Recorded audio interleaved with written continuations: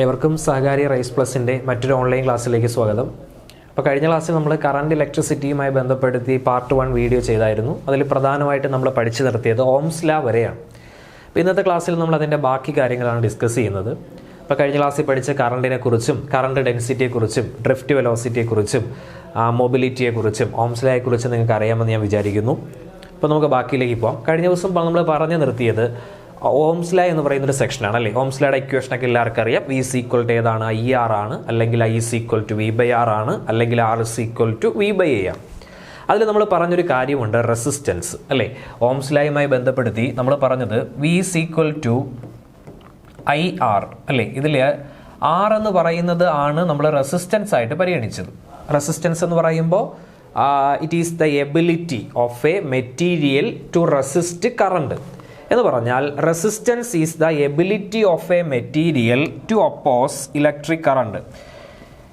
Resistance is the ability of a material to oppose electric current. Electric കറണ്ടിനെ resist ചെയ്യാനുള്ള, പ്രതിരോധിക്കാനുള്ള, തടഞ്ഞു വയ്ക്കാനുള്ള, ഇലക്ട്രിക് കറണ്ടിനെ തടഞ്ഞു വയ്ക്കാനുള്ള ഒരു വസ്തുവിൻ്റെ കഴിവിനെയാണ് നമ്മൾ റെസിസ്റ്റൻസ് ആയിട്ട് പറയുന്നത്.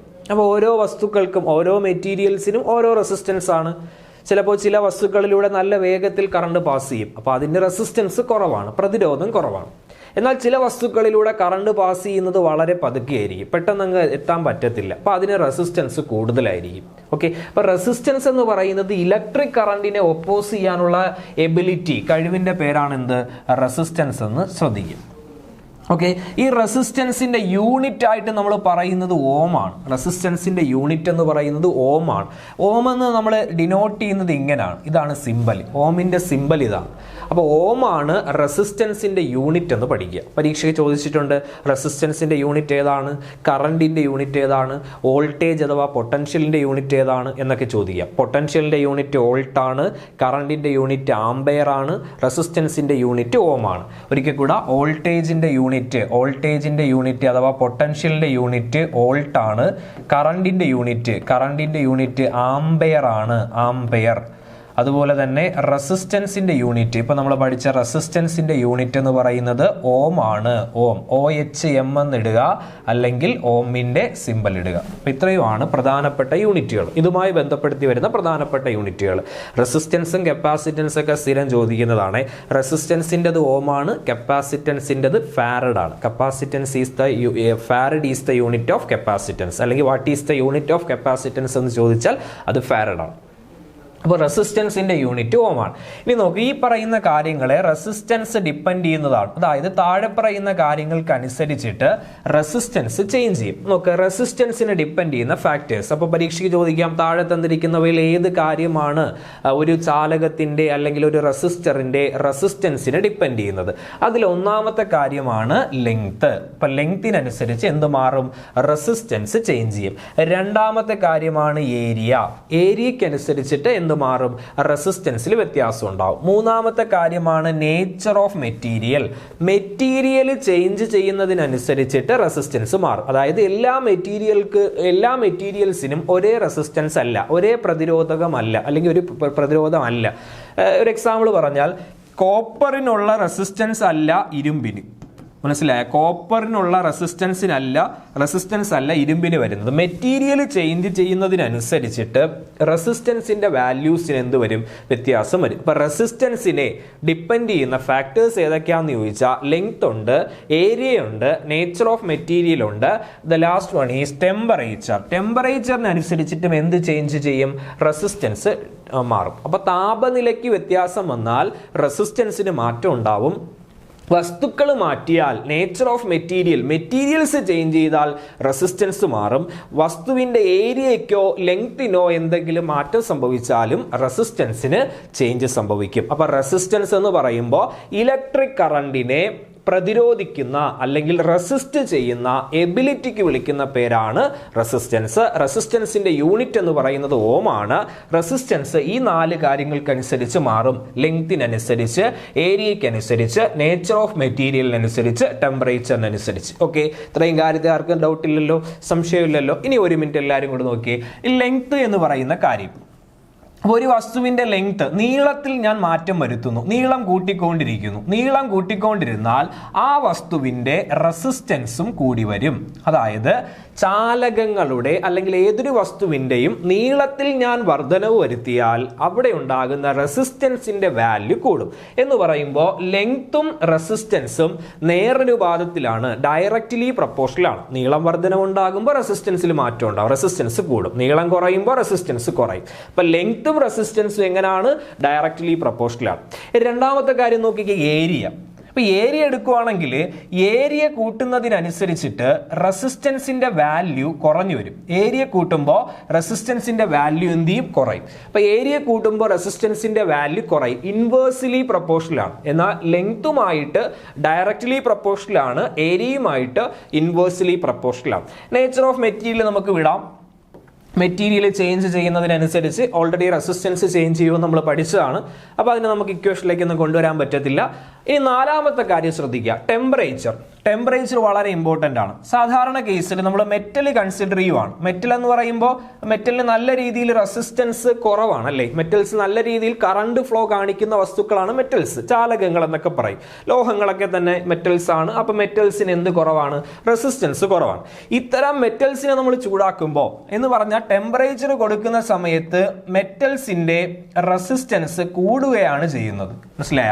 അപ്പൊ മെറ്റൽസിനെയാണ് നമ്മൾ ചൂടാക്കുന്നതെങ്കിൽ അതിന്റെ റെസിസ്റ്റൻസ് എന്ത് ചെയ്യും? കൂടും. എന്നാൽ നമ്മൾ ചൂടാക്കുന്നത് ഏതിനെയാണ്? സെമി കണ്ടക്ടേഴ്സിനെയാണ്, അർദ്ധചാലകങ്ങളെയാണ് എങ്കിൽ ടെമ്പറേച്ചർ കൂടുന്നതിനനുസരിച്ചിട്ട് അതിന്റെ റെസിസ്റ്റൻസ് എന്ത് ചെയ്യും? കുറയും. അതെന്തുകൊണ്ടാണ് എന്ന് പിന്നെ നമ്മൾ പഠിക്കും. ഓക്കെ, അപ്പൊ ഇത്രയും മാത്രം ആലോചിക്കുക. കണ്ടക്ടേഴ്സ് അഥവാ മെറ്റൽസിനെ നമ്മൾ ചൂടാക്കിയാൽ അതിന്റെ റെസിസ്റ്റൻസ് കൂടുകയും അതുപോലെ സെമി കണ്ടക്ടേഴ്സിനെ ചൂടാക്കിയാൽ അതിന്റെ റെസിസ്റ്റൻസ് എന്ത് ചെയ്യുകയും ചെയ്യും? കുറയുകയും ചെയ്യും. ഓക്കെ, അപ്പോൾ പ്രധാനമായിട്ടും റെസിസ്റ്റൻസിനെ ഡിപ്പെൻഡ് ചെയ്യുന്ന 4 കാര്യമാണ്: length, area, nature of material, temperature. അതിൽ ഏതാണ് ഏറ്റവും പ്രധാനം? ടെമ്പറേച്ചർ ആണ്. കാര്യം അതിലൊരു എക്സെപ്ഷണൽ കേസ് വരുന്നുണ്ട്.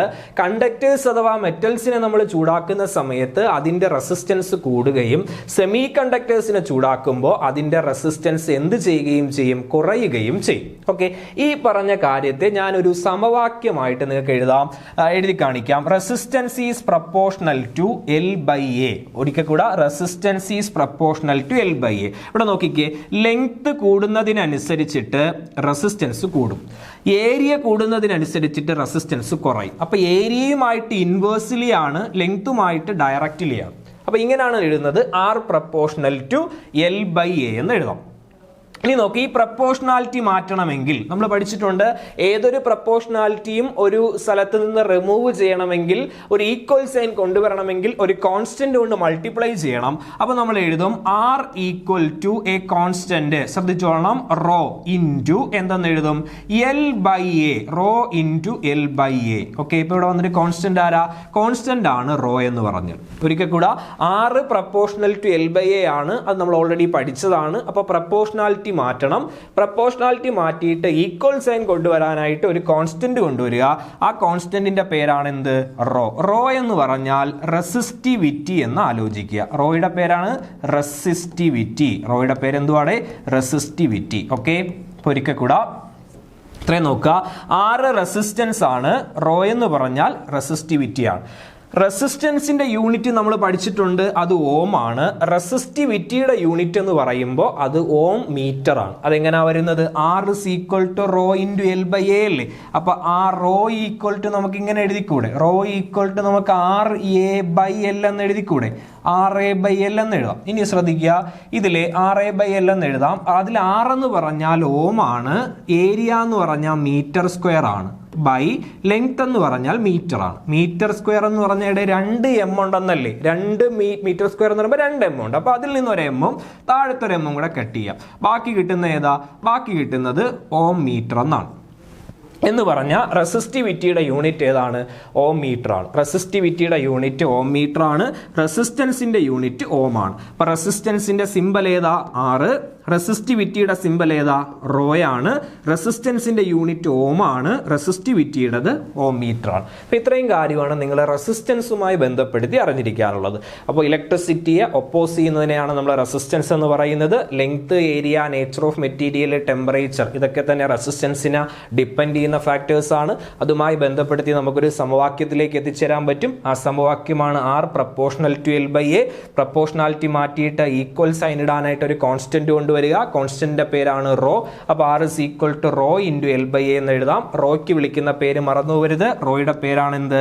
റെസിസ്റ്റിവിറ്റി. റോയുടെ പേരാണ് റെസിസ്റ്റിവിറ്റി.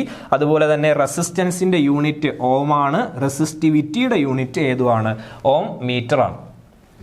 ഇനി ശ്രദ്ധിക്കുക, ഇനി നമ്മൾ പഠിക്കേണ്ടത് ഈ ഓംസ് ലായുമായി ബന്ധപ്പെടുത്തി പരീക്ഷയ്ക്ക് ഗ്രാഫ് വരയ്ക്കാനായിട്ട് ചിലപ്പോൾ നമ്മൾ ശ്രദ്ധിച്ചിട്ടുണ്ട്. ഈ കറണ്ട് ഇലക്ട്രിസിറ്റി എന്ന് പറയുന്ന പ്ലസ് ടുവിൻ്റെ ആ പാഠഭാഗത്ത് നമ്മൾ ഓംസ് ലായുടെ ഗ്രാഫ് വരച്ചിട്ടുള്ളതാണ്. അപ്പോൾ ജസ്റ്റ് PSC എക്സാമിന് ഗ്രാഫ് വരയ്ക്കാനൊന്നും പറയത്തില്ല. പക്ഷേ ഒരു ഗ്രാഫ് തന്നിട്ട് ഇത് ഏത് നിയമവുമായി ബന്ധപ്പെട്ടതാണ് എന്നൊക്കെ ചിലപ്പോൾ ചോദിക്കാം. അപ്പോൾ ശ്രദ്ധിക്കുക, വോൾട്ടേജും കറണ്ടും തമ്മിലാണ് ഗ്രാഫ് തന്നിരിക്കുന്നതെങ്കിൽ, പൊട്ടൻഷ്യൽ വ്യത്യാസവും കറണ്ടും തമ്മിലാണ് ഗ്രാഫ് ഉള്ളത് എങ്കിൽ അത് ഉറപ്പായിട്ടും ഏതാണ്?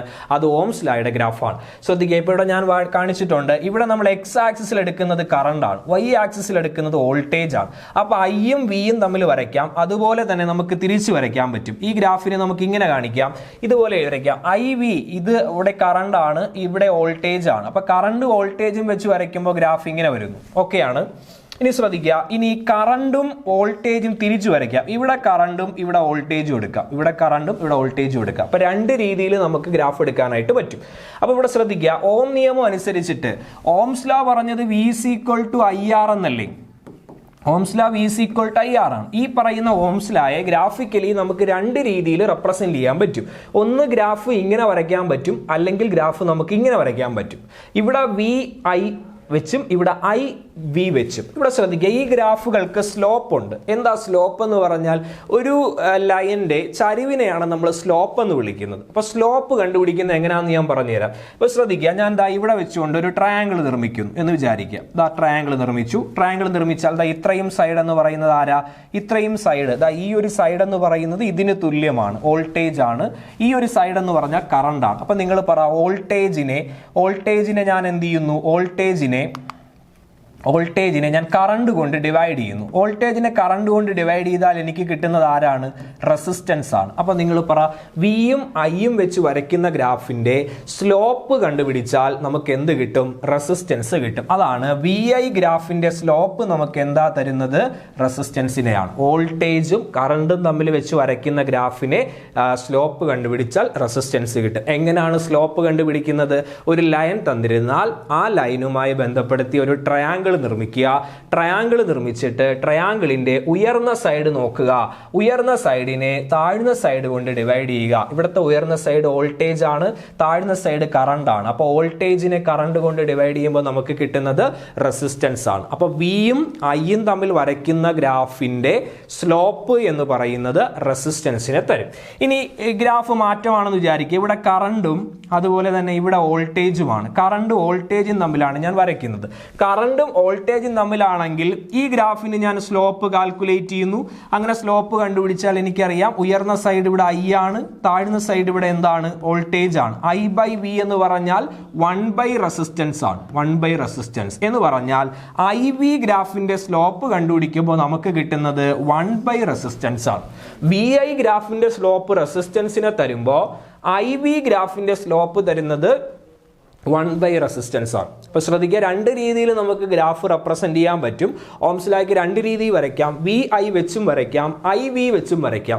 VI വെച്ചാണ് വരയ്ക്കുന്നത് എങ്കിൽ ആ ഗ്രാഫിന്റെ സ്ലോപ്പ് തരുന്നത് റെസിസ്റ്റൻസിനെയാണ്. IV ഗ്രാഫിന്റെ സ്ലോപ്പ് തരുന്നത് 1/റെസിസ്റ്റൻസിനെയാണ് എന്ന് പഠിക്കാം. അപ്പൊ ഇത്രയും കാര്യത്തിൽ ഡൗട്ടില്ല. ഇനി നമ്മൾ നേരത്തെ പറഞ്ഞ ഒരു ലെറ്ററിലേക്ക് പോവുകയാണ്. നേരത്തെ നമ്മൾ പറഞ്ഞതാണ്, ഒരു ലെറ്റർ പറഞ്ഞു, ഏതാ? റോ എന്ന് പറയുന്ന ഒരു ലെറ്റർ അല്ലേ? റോ എന്ന് പറയുന്ന ഒരു ലെറ്റർ നേരത്തെ ഞാൻ നിങ്ങൾക്ക് കാണിച്ചു തന്നതാണ്. ഇങ്ങനെ ആ റോ എന്ന് ഡിനോട്ട് ചെയ്തത് അല്ലേ? ഈ റോയ്ക്ക് നമ്മൾ വിളിച്ച പേരാണ് എന്ത്? റെസിസ്റ്റിവിറ്റി എന്ന് പറഞ്ഞത്. എന്താണ് റെസിസ്റ്റിവിറ്റി എന്ന് ഡെഫിനിഷൻ തന്നിട്ട് ഇത് ഏതുമായി ബന്ധപ്പെട്ടതാണ് എന്നൊക്കെ ചോദിക്കാം. അതായത് dash is the resistivity of the material of a conductor is defined as the resistance of the conductor having unit length and unit area. Unit ലെങ്ത്തും, യൂണിറ്റ് ലെങ്ത് എന്ന് പറഞ്ഞാൽ 1 മീറ്റർ ലെങ്ത് അല്ലേ, unit area 1 metre square area. അപ്പൊ unit ലെങ്ത്തും unit area ഉള്ള ഒരു conductor നിങ്ങൾ consider ചെയ്യുവാണ് എങ്കിൽ ആ കണ്ടക്ടറിന് ഒരു റെസിസ്റ്റൻസ് കാണും, അല്ലെങ്കിൽ ആ വസ്തുവിന് ഒരു റെസിസ്റ്റൻസ് കാണും. ആ റെസിസ്റ്റൻസിനെ നമ്മൾ വിളിക്കുന്ന പേരാണ് റെസിസ്റ്റിവിറ്റി. നമ്മൾ നേരത്തെ പറഞ്ഞു റെസിസ്റ്റിവിറ്റി ഒരു കോൺസ്റ്റന്റ് ആണെന്ന് പറഞ്ഞു. അതിനെ ഡിഫൈൻ ചെയ്യാൻ പറഞ്ഞാൽ നിങ്ങൾ എന്ത് പറയണം? യൂണിറ്റ് ലെങ്ത്തും യൂണിറ്റ് ഏരിയയുമുള്ള ഒരു വസ്തുവിന്റെ റെസിസ്റ്റൻസിന് വിളിക്കുന്ന പേരാണ് എന്ത്?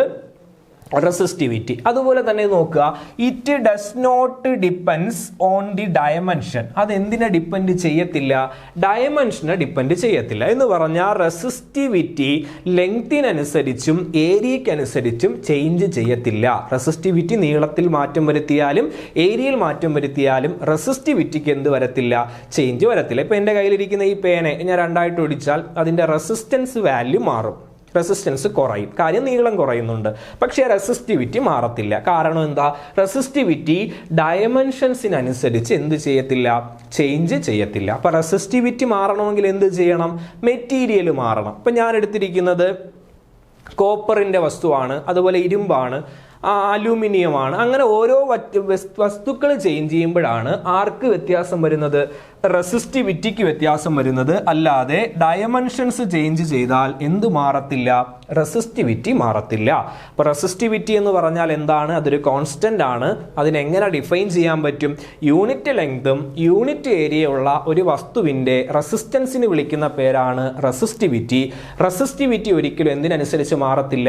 ഡയമെൻഷൻസിനനുസരിച്ച് മാറത്തില്ല. ഓൾറെഡി നമ്മൾ പഠിച്ചതാണ്. റെസിസ്റ്റിവിറ്റിയുടെ യൂണിറ്റ് എന്ന് പറയുന്നത് ഏതാണ്? ഓം മീറ്റർ ആണ്. ഇത്രയും കാര്യത്തിൽ ഡൗട്ട് ഉണ്ടോ? ഡൗട്ട് ഇല്ല. ഇനി നോക്കുക, നമ്മൾ ഈ നേരത്തെ പഠിച്ച റെസിസ്റ്റൻസ് ഇല്ലേ, റെസിസ്റ്റൻസ് R എന്നാണ് നമ്മൾ പഠിച്ചത്. ഈ റെസിസ്റ്റൻസിനെ നമ്മൾ എന്ത് ചെയ്യുന്നു? ഒന്ന് തിരിച്ചെഴുതുന്നു. റെസിസ്റ്റൻസ് R, അതിനെ നമ്മൾ തിരിച്ചെഴുതുന്നു. അങ്ങനെ എഴുതുമ്പോൾ 1 റെസിസ്റ്റൻസ് കണ്ടുപിടിക്കുന്നു. അതിനെയാണ് ഞാൻ പറഞ്ഞത് reciprocal of resistance. Reciprocal of resistance തിരിച്ചെഴുതുക, അതിനെയാണ് വ്യുൽക്രമം അഥവാ റെസിപ്രോക്കൽ എന്ന് പറയുന്നത്. അപ്പൊ റെസിസ്റ്റൻസിനെ തിരിച്ചെഴുതിയാൽ അതിന്റെ പേരാണ് കണ്ടക്ടൻസ്. റെസിസ്റ്റൻസിനെ തിരിച്ചെഴുതുമ്പോൾ കിട്ടുന്നതിന്റെ പേരാണ് കണ്ടക്ടൻസ്. കണ്ടക്ടൻസിന്റെ യൂണിറ്റ് ആണ് ഓം റൈസ് ടു -1.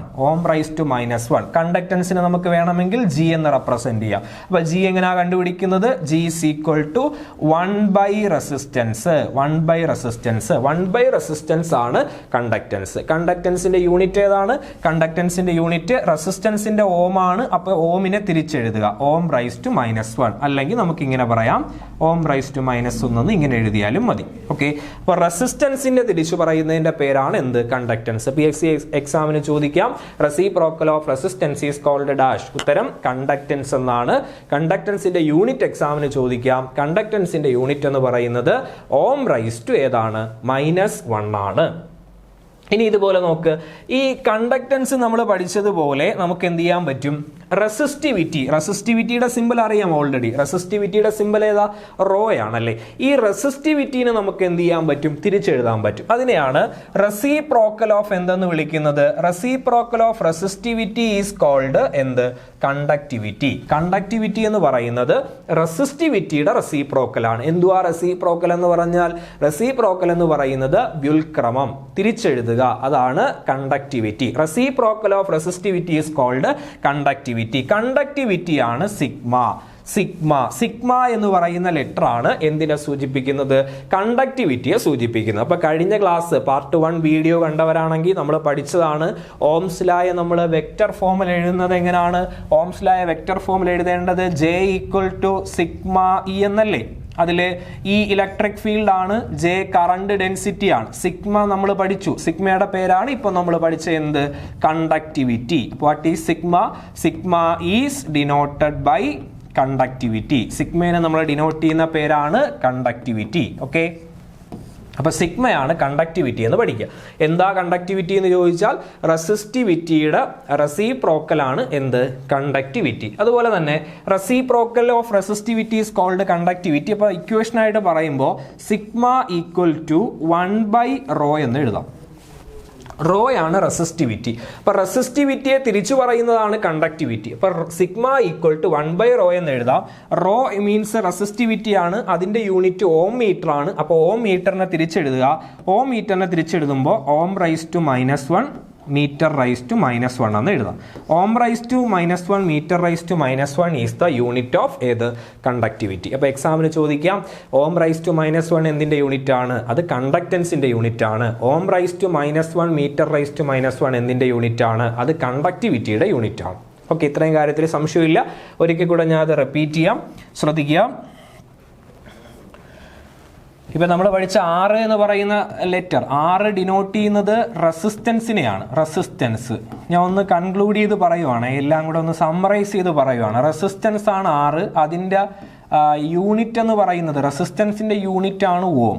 ഇനി അത് കഴിഞ്ഞ് നമ്മൾ പഠിച്ചത് ജി ആണ്. ജി എന്താണ് ഞാൻ പറഞ്ഞത്? കണ്ടക്റ്റൻസ് ആണ്. കണ്ടക്റ്റൻസ്, ജി കണ്ടക്റ്റൻസ് ആണ്. അതുപോലെ ശ്രദ്ധിക്കുക, ഈ കണ്ടക്റ്റൻസിൻ്റെ യൂണിറ്റ് ആയിട്ട് ഞാൻ നിങ്ങളെ പഠിപ്പിച്ചത് ഓം റൈസ് ടു -1 ആണ്. ഇനി പിന്നെ ഞാൻ നിങ്ങൾക്ക് പറഞ്ഞു തന്നത് റോയാണ്. റോ എന്ന് പറഞ്ഞാൽ റെസിസ്റ്റിവിറ്റിയാണ്. റെസിസ്റ്റിവിറ്റി. അപ്പോൾ ഈ റെസിസ്റ്റിവിറ്റിയുടെ യൂണിറ്റ് എന്ന് പറയുന്നത് ഓം മീറ്റർ ആണ്. റെസിസ്റ്റിവിറ്റിയുടെ യൂണിറ്റ് ഓം മീറ്റർ ആണ്. ഇനി ഇതിനെ തിരിച്ചെഴുതുന്നതിൻ്റെ പേരാണ് സിഗ്മ. സിഗ്മയുടെ പേരെന്താണ്? കണ്ടക്ടിവിറ്റി എന്നാണ്. കണ്ടക്ടിവിറ്റി. അപ്പോൾ സിഗ്മ കണ്ടക്ടിവിറ്റിയാണ്. കണ്ടക്ടിവിറ്റിയുടെ യൂണിറ്റ് എന്ന് പറയുന്നത്, കണ്ടക്ടിവിറ്റിയുടെ unit ohm raise to -1 metre raise to -1 ആണ്. അപ്പോൾ ഇതാണ് പ്രധാനപ്പെട്ട ലെറ്റേഴ്സ്. അപ്പോൾ ഒരിക്കൽ ശ്രദ്ധിക്കുക, 6 റെസിസ്റ്റൻസ് യൂണിറ്റ് ഓം. അതുപോലെ തന്നെ ഈ ജി ഡിനോട്ട് ചെയ്യുന്നത് conductance unit ohm raise to -1. Rho denote ചെയ്യുന്നത് resistivity unit ohm metre. Sigma denote ചെയ്യുന്നത് conductivity unit ohm raise to -1 metre raise to -1. അപ്പോൾ ഈ യൂണിറ്റുകൾ പഠിച്ചു വെച്ചിരിക്കുക. എക്സാമിന് ചിലപ്പോൾ എന്ത് ചെയ്യാം, ഒരു ക്വാണ്ടിറ്റി പറഞ്ഞിട്ട് ആ ക്വാണ്ടിറ്റിയുടെ യൂണിറ്റ് എഴുതാനായിട്ട് എക്സാമിന് ക്വസ്റ്റ്യൻസ് വരാം. ഓക്കെ, ഇനി നമുക്ക് ബാക്കി ഭാഗത്തിലേക്ക് പോവാം. ഇനി ഞാൻ പറയുന്നത്, ഈ എല്ലാ വസ്തുക്കളും നമ്മൾ ഈ പറഞ്ഞതുപോലെ ഓംസിൽ അംഗീകരിക്കണമെന്ന് നിയമമൊന്നുമില്ല. എല്ലാവരും അംഗീകരിക്കാറില്ല. എല്ലാവരും അംഗീകരിക്കുന്ന ഒരു നിയമം പറഞ്ഞാൽ നിങ്ങൾ എന്ത് പറയും? എല്ലാവരും അംഗീകരിക്കുന്ന ഒരു നിയമം പറയുക എന്ന് പറഞ്ഞാൽ നിങ്ങൾക്ക് വേണമെങ്കിൽ Newton's universal law of gravitation പറയാം. എല്ലാവരും അംഗീകരിക്കുന്ന ഒരു നിയമമാണ് Newton's universal law of gravitation. Newton's universal law of gravitation എന്ന് പറയുന്നത് ഏറെക്കുറെ എല്ലാ വസ്തുക്കളും അംഗീകരിക്കുന്ന ഒരു നിയമമാണ്, Newton's universal law of gravitation. പക്ഷേ ഈ ഓംസ് ലോ, നമ്മളിപ്പോൾ ഇവിടെ ഡിസ്കസ് ചെയ്ത ഓംസ് ലോ എന്ന് പറയുന്നത് എല്ലാവരും അംഗീകരിക്കാറില്ല. ചില വസ്തുക്കൾ ഒബേ ചെയ്യും, ചില വസ്തുക്കൾ ഒബേ ചെയ്യാറില്ല.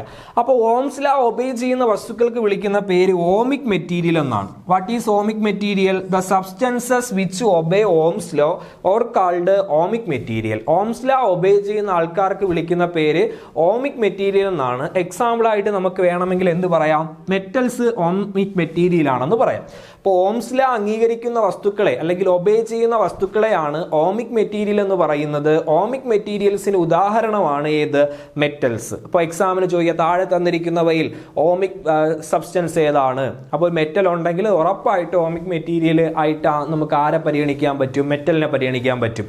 അല്ലെങ്കിൽ വാട്ട് ഈസ് ഓമിക് മെറ്റീരിയൽ എന്ന് നിങ്ങൾ ഓർമ്മിച്ച് വെച്ചിരുന്നാൽ നിങ്ങൾക്ക് എഴുതാൻ പറ്റുന്ന മറ്റൊരു ചോദ്യം, ഓംസ് ലോ ഒബേ ചെയ്യുന്ന വസ്തുക്കൾ താഴെ പറയുന്നവ ആരാണ്? Option A ohmic material, option B non ohmic material, അങ്ങനെയൊക്കെ തരാം. അപ്പോൾ ഓംസ് ലോ ഒബേ ചെയ്ത ഓമിക് മെറ്റീരിയൽ ആണ്. ഓംസ് ലോ ഒബേ ചെയ്തില്ലെങ്കിലോ? ഓംസ് ലോ ഒബേ ചെയ്തില്ലെങ്കിൽ the substances which do not obey Ohm's law are called non-ohmic material. The substances which do not obey Ohm's law are called non-ohmic material. Ohm's law obey ചെയ്യാത്ത വസ്തുക്കൾക്ക് വിളിക്കുന്ന പേര് non ohmic material എന്നാണ്. Ohm's law അംഗീകരിക്കൂല. Example പറഞ്ഞ semiconductors നിങ്ങൾ പഠിച്ചിട്ടുണ്ട്. Germanium, silicon പോലുള്ള semiconductors Ohm's law obey ചെയ്യാറില്ല. ഈ സെമി കണ്ടക്ടർ വെച്ച് നിർമ്മിക്കുന്നതാണ് ഡയോഡ്. അതുപോലെ തന്നെ ഡയോഡ് ഒരിക്കലും എന്ത് ഒബേ ചെയ്യാറില്ല? ഓംസ് ലാ ഒബേ ചെയ്യാറില്ല. അപ്പോൾ ഓംസ് ലാ ഒബേ ചെയ്യാത്ത ആൾക്കാരാണ് നോൺ ഓമിക് മെറ്റീരിയൽ. ആരൊക്കെയാണ് non ohmic material? Semi conductor non ohmic ആണ്, ഡയോഡ് ഒരു നോൺ ഓമിക് ആണ്, ഇലക്ട്രോലൈറ്റ്സ് നോൺ ഓമിക് ആണ്. അപ്പൊ നിങ്ങൾക്ക് ചിത്രത്തിൽ കാണാം, ഇതാണ് ഡയോഡ് എന്ന് പറഞ്ഞാൽ. ഡയോഡ് എന്ന് പറയും, പി എൻ ജംഗ്ഷൻ ഡയോഡ് എന്ന് പറയും. ഈ ഡയോഡ് സെമി കണ്ടക്ടറിൽ നിന്നാണ് നിർമ്മിക്കുന്നത്. ഈ ഡയോഡിന്റെ വേറൊരു ഫോർമാറ്റാണ് ഇത്, നമ്മൾ കണ്ടിട്ടുണ്ട്, LED, ലൈറ്റ് എമിറ്റിംഗ് ഡയോഡ് എന്ന് പറയും. അപ്പൊ ഈ പറഞ്ഞതുപോലെ ഡയോഡുകൾ, അതുപോലെ തന്നെ ഇലക്ട്രോലൈറ്റ്, സെമി കണ്ടക്ടേഴ്സ്, ഇതൊന്നും തന്നെ ഓംസ് ലാ എന്ത് ചെയ്യാത്തതാണ്? ഒബേ ചെയ്യാത്തതാണ്. നേരത്തെ പറഞ്ഞ പോയിന്റ് ആണ്, Ohm's law is not a universal law. എന്തുകൊണ്ടാണ് Ohm's law is not a universal law? Because it all material does not obey Ohm's law. എല്ലാ വസ്തുക്കളും ഓംസ് ലാ അംഗീകരിക്കാത്തത് കൊണ്ട് തന്നെ, എല്ലാ വസ്തുക്കളും ഓം നിയമം പാലിക്കാത്തത് കൊണ്ട് ഓംസ് ലായെ നമുക്ക് യൂണിവേഴ്സൽ ലോ ആയിട്ട് പറയാൻ പറ്റത്തില്ല. അപ്പൊ ഞാനൊരു യൂണിവേഴ്സൽ ലോയ്ക്ക് എക്സാമ്പിൾ പറഞ്ഞു. യൂണിവേഴ്സൽ ലോയ്ക്ക് എക്സാമ്പിൾ ആണ് ഏത്? ന്യൂട്ടൺസ് യൂണിവേഴ്സൽ ലോ ഓഫ് ഏത്? ഗ്രാവിറ്റേഷൻ എന്ന് പറഞ്ഞു. ഇനി ശ്രദ്ധിക്കുക, നമ്മൾ പഠിച്ചു ഓമിക് മെറ്റീരിയൽ എന്ന് പറയുമ്പോൾ ഓംസ് ലാ ഒബേ ചെയ്യും. Ohmic material Ohm's law obey ചെയ്യുന്നതാണ്. Ohmic material Ohm's law obey ചെയ്യും. അതുകൊണ്ട് തന്നെ ഓംസ് ലായുടെ ഓമിക് മെറ്റീരിയലിന്റെ ഗ്രാഫ് വരയ്ക്കുമ്പോൾ അത് ലീനിയർ ആയിരിക്കും. ലീനിയർ ഷേപ്പ് ആണ് ഓമിക് മെറ്റീരിയലിന് കിട്ടുന്നത്. എന്നാൽ നോൺ ഓമിക് മെറ്റീരിയൽ എന്ന് പറയുമ്പോൾ non ohmic material Ohm's law obey ചെയ്യാത്തതാണ്. Non ohmic material Ohm's law obey ചെയ്യൂല എന്ന് പറയുമ്പോൾ അതിന്റെ ഗ്രാഫ് വരയ്ക്കുമ്പോൾ നമുക്കൊരിക്കലും ലീനിയർ ഷേപ്പ് കിട്ടത്തില്ല. അത് കർവ്ഡ് ആയിരിക്കും, അല്ലെങ്കിൽ ഈ പറഞ്ഞതുപോലെ ലീനിയർ ഷേപ്പ് ആവത്തില്ല. അപ്പൊ ലീനിയർ ഷേപ്പ് കിട്ടാതിരുന്നാൽ അത് നോൺ ഓമിക് മെറ്റീരിയൽ ആയിട്ട് നമ്മൾ എന്ത് ചെയ്യും? കൂട്ടും. നോൺ ഓമിക് മെറ്റീരിയൽ ആണ് ഏത്? ഓംസ്. ലീനിയർ ഷേപ്പ് കിട്ടാത്തത് നോൺ ഓമിക് മെറ്റീരിയൽ ആണ്, ലീനിയർ ഷേപ്പ് കിട്ടുന്നത് ഓമിക് മെറ്റീരിയൽ ആണെന്ന് മനസ്സിലാക്കുക. ഓക്കെ, അപ്പോൾ ഓംസ് ലായുമായി ബന്ധപ്പെടുത്തി രണ്ട് പ്രധാനപ്പെട്ട മെറ്റീരിയൽസ് ആണ് ഉള്ളത്. ഒന്ന് ഓംസ് ലാ ഒബേ ചെയ്യുന്ന ആൾക്കാർ. ഓംസ് ലാ ഒബേ ചെയ്യുന്ന ആൾക്കാരാണ് ohmic material. Ohm's law obey ചെയ്യാത്ത ആൾക്കാരാണ് ഏത്? നോൺ ഓമിക് മെറ്റീരിയൽ എന്ന് പറഞ്ഞു. ഓക്കെ, അപ്പോൾ പ്രധാനപ്പെട്ട ഈ ഒരു സെക്ഷൻ കഴിഞ്ഞാൽ ഇനി നമ്മൾ പോകുന്നത് റെസിസ്റ്റൻസിനെ. നമ്മൾ കഴിഞ്ഞ ദിവസം പഠിച്ചതാണ്, ഓർമ്മയുണ്ടോ എന്നറിയത്തില്ല, പാർട്ട് 1 വീഡിയോയിൽ ഡിസ്കസ് ചെയ്തതാണ് റിലാക്സേഷൻ ടൈം എന്താണ്. ഇനി ക്ലാസ് കണ്ടിട്ടില്ലാത്ത കുട്ടികൾക്ക് വേണ്ടി ഞാൻ പറയാം. ഒരു കണ്ടക്ടേഴ്സിൽ നമ്മളൊരു ബാറ്ററി അല്ലെങ്കിൽ സെല്ല് കൊടുക്കുമ്പോൾ ഇലക്ട്രോൺസ് എല്ലാവരും കൂടെ ഒരേ ഡയറക്ഷനിൽ ബാറ്ററിയുടെ പോസിറ്റീവ് സൈഡിലേക്ക് നീങ്ങും. അങ്ങനെ നീങ്ങി പോകുമ്പോൾ ആ ഇലക്ട്രോൺസ് പരസ്പരം കൂട്ടിയിടിക്കാം, അല്ലെങ്കിൽ കണ്ടക്ടേഴ്സിൽ അയോൺസ് തമ്മിൽ പരസ്പരം കൂട്ടിയിടിക്കാം. അപ്പോൾ അതിനുവേണ്ടി എടുക്കുന്ന സമയത്തെയാണ് റിലാക്സേഷൻ ടൈം എന്ന് വിളിക്കുന്നത്. അപ്പോൾ ഈ റിലാക്സേഷൻ ടൈമിനെ നമ്മൾ ഡിനോട്ട് ചെയ്തത് ടോ എന്ന് പറയുന്ന ഒരു സിമ്പലാണ്. ഓക്കെ, ഇനി ഇവിടെ പഠിക്കുന്നത് നമ്മളിപ്പോൾ പഠിച്ച റെസിസ്റ്റൻസിനെ ഏതിന്റെ ടൈമിൽ എഴുതണം? റിലാക്സേഷൻ ടൈമിന്റെ കേസിൽ എഴുതണം. അപ്പൊ റെസിസ്റ്റൻസിനെ റിലാക്സേഷൻ ടൈമിന്റെ കേസിൽ എഴുതാൻ പറഞ്ഞാൽ ഫോർമുല ഇതാണ്, R = ml / NE²A². ഒരിക്കൽ കൂടെ റെസിസ്റ്റൻസിനെ നമുക്ക് ഏതിന്റെ ടൈമിൽ എഴുതണം? റിലാക്സേഷൻ ടൈമിന്റെ കേസിൽ എഴുതണം. അങ്ങനെ എഴുതാൻ പറഞ്ഞാൽ ഇക്വേഷൻ എന്ന് പറയുന്നത് R = ml / NE²A². ഓരോന്നും പറഞ്ഞ്. L എന്ന് പറയുന്നത് കണ്ടക്ടറിന്റെ ലെങ്ത് ആണ്. ഈ ടോ എന്ന് പറയുന്നത് റിലാക്സേഷൻ ടൈം ആണ്. എ എന്ന് പറയുന്നത് ഏരിയയാണ്. ഇ എന്ന് പറഞ്ഞ ഇലക്ട്രോണിന്റെ ചാർജ് ആണ്. കഴിഞ്ഞ ദിവസം പഠിപ്പിച്ചതാണ്, 1.6 × 10⁻⁻⁹ ആണ്. അതുപോലെ N എന്ന് പറഞ്ഞാൽ നമ്പർ ഓഫ് ഇലക്ട്രോൺസ് ആണ്. ഇതിൽ M എന്ന് പറഞ്ഞാൽ മാസ് ആണ്. അപ്പോൾ mass, length, number of electrons, ഇലക്ട്രോണിന്റെ ചാർജ്, ഏരിയ, റിലാക്സേഷൻ ടൈം, ഇത്രയും കാര്യങ്ങൾ നമുക്ക് അറിയാമെങ്കിൽ നമുക്ക് എന്ത് കണ്ടുപിടിക്കാൻ പറ്റും? ഈ പറഞ്ഞതുപോലെ റെസിസ്റ്റൻസ് കണ്ടുപിടിക്കാൻ പറ്റും. അപ്പൊ നോർമലി ഓംസ് ലായിൽ നിന്നൊക്കെ നമ്മൾ റെസിസ്റ്റൻസ് എഴുതുന്നത്, ഓംസ് ലായിൽ നിന്ന് റെസിസ്റ്റൻസ് എഴുതുന്നത് R = V/I എന്നാണ്. ഇത് ഓംസ് ലായിൽ നിന്ന്. ഇനി നമ്മളിപ്പോൾ ഇവിടെ പറയുന്നത് റെസിസ്റ്റൻസിനെ നമുക്ക് റിലാക്സേഷൻ ടൈമിന്റെ കേസിൽ എഴുതണം. എന്ന് വെച്ചാൽ റെസിസ്റ്റൻസിന്റെ ഫോർമുല എഴുതുമ്പോൾ അതിൽ ടോ വരണം, റിലാക്സേഷൻ ടൈം കയറി വരണം. അപ്പോൾ ഫോർമുല എന്ന് പറയുന്നത് R = ml / NE²A² ആണ്. ഇത്രയും കാര്യത്തിൽ ഡൗട്ട് ഉണ്ടോ? ഇല്ല. ഇനി നമുക്ക് എന്ത് ചെയ്യാം, റെസിസ്റ്റിവിറ്റിയും കൂടെ നോക്കാം. റെസിസ്റ്റിവിറ്റിനെയാണ് നിങ്ങൾ റിലാക്സേഷൻ ടൈമിന്റെ കേസിൽ എഴുതുന്നത്. റെസിസ്റ്റിവിറ്റിനെയാണ് നിങ്ങൾ റിലാക്സേഷൻ ടൈമിന്റെ കേസിൽ എഴുതുന്നതെങ്കിൽ ഫോർമുല എന്ന് പറയുന്നത് rho is equal to m divided by N E square A tau, sorry A വേണ്ട, m divided by N E square tau എന്ന് എഴുതാം. അപ്പോൾ resistivity in terms of relaxation time എന്ന് പറയുമ്പോൾ rho equal to m divided by N E square tau എന്ന് പറയുക. ഇതാണ് resistivity in terms of relaxation time. അപ്പോൾ റെസിസ്റ്റൻസിനെയും റെസിസ്റ്റിവിറ്റിയെയും നമുക്ക് റിലാക്സേഷൻ ടൈമിന്റെ കേസിൽ എഴുതാൻ പറ്റും.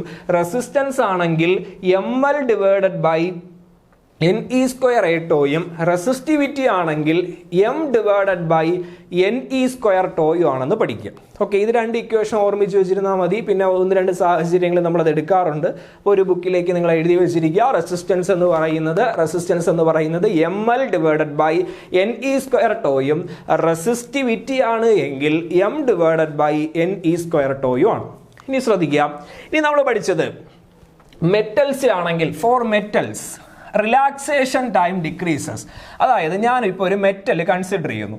ഇത് മെറ്റൽ ആണെന്ന് വിചാരിക്കുക. ഈ മെറ്റലിനെ ഞാൻ എന്ത് ചെയ്യുന്നു, ചൂടാക്കുന്നു. മെറ്റലിനെ ഞാൻ ഹീറ്റ് ചെയ്യുന്നു. മെറ്റലിനെ ഞാൻ ഹീറ്റ് ചെയ്താൽ നിങ്ങൾക്കറിയാം, മെറ്റലിനെ സ്വാഭാവികമായിട്ട് ഹീറ്റ് ചെയ്യുമ്പോൾ മെറ്റലിൻ്റെ എന്ത് കൂടും, ടെമ്പറേച്ചർ കൂടും. ടെമ്പറേച്ചർ കൂടുന്നതിനനുസരിച്ച് ഇതിൻ്റെ അകത്തുള്ള ഇലക്ട്രോൺസ്, മെറ്റൽസിൽ കുറേ ഫ്രീ ഇലക്ട്രോൺസ് ഉണ്ടെന്ന് നിങ്ങളെ പഠിപ്പിച്ചതാണ് തുടക്കത്തിൽ, അല്ലേ? അപ്പോൾ ഫ്രീ ഇലക്ട്രോൺസ് എന്ത് ചെയ്യും, ഇങ്ങനെ റാൻഡമായിട്ട് മൂവ് ചെയ്തുകൊണ്ടിരിക്കുകയാണ്. അപ്പോൾ ഇങ്ങനെ മൂവ് ചെയ്തുകൊണ്ടിരിക്കുന്ന ഇലക്ട്രോൺസിന് എന്ത് കിട്ടുന്നു, ഹീറ്റ് കിട്ടുന്നു. അങ്ങനെ ഹീറ്റ് കിട്ടുമ്പോൾ, ടെമ്പറേച്ചർ കിട്ടുമ്പോൾ എന്ത് ചെയ്യും, യൗമാർ നേരത്തെ പൊയ്ക്കൊണ്ടിരുന്ന സ്പീഡിനേക്കാൾ കൂടുതൽ വേഗത്തിൽ പോകും. അങ്ങനെ പോകുമ്പോൾ പെട്ടെന്ന് എന്ത് ചെയ്യും, മൂവ് ചെയ്യാൻ തുടങ്ങും. അപ്പോൾ പെട്ടെന്ന് കൂട്ടിയിടിക്കാൻ സാധ്യതയുണ്ട്. എന്ന് പറഞ്ഞാൽ കൂട്ടിയിടിക്കുന്ന സമയം വളരെ കുറവാണ്. കൂട്ടിയിടിക്കുന്ന സമയത്തല്ലേ നമ്മൾ എന്തെന്ന് പഠിച്ചത്, റിലാക്സേഷൻ ടൈം എന്ന് പഠിച്ചത്.